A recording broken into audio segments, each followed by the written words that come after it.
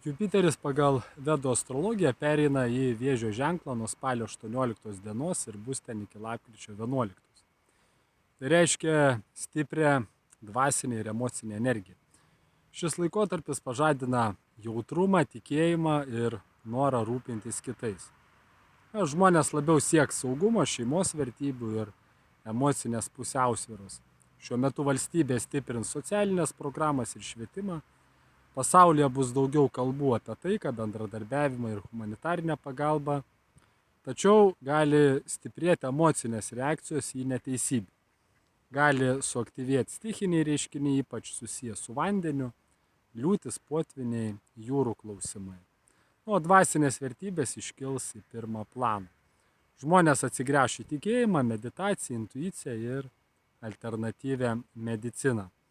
Švietimo ir sveikatos srityse galime išvysti naujų idėjų, bet reikės atskirti tiesą nuo iliuzijų. Šiuo periodu palanku tai stiprinti ryšius su šeima, skirti laiko dvasiniams praktikoms, maldai, meditacijai ar dėkingumo dienoraščiui, kurti jaukumą namuose, planuoti šeimos šventes ar remontą, gilintis į psichologiją, vaikų auklėjimą ir giminės istoriją. Tai padeda geriau suprasti save. Ir užmegzti nuoširdžius ilgalaikius emocinius ryšius. Šiuo periodu rekomenduojama nesivelti į emocinius ginčius ar manipulacijas.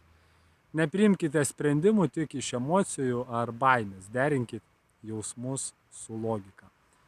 Venkit perdėto sentimentalumo ar bandymo gelbėti visus aplink. Šiuo metu svarbu išlaikyti vidinį balansą ir ramybę.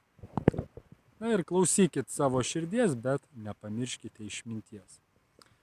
Parašykit komentaruose savo ženklą, ar jaučiate šią Jupiterio energiją ir būtinai paspauskit nuorodą komentaruose, ten rasite išsamesnę informaciją jūsų ženklą.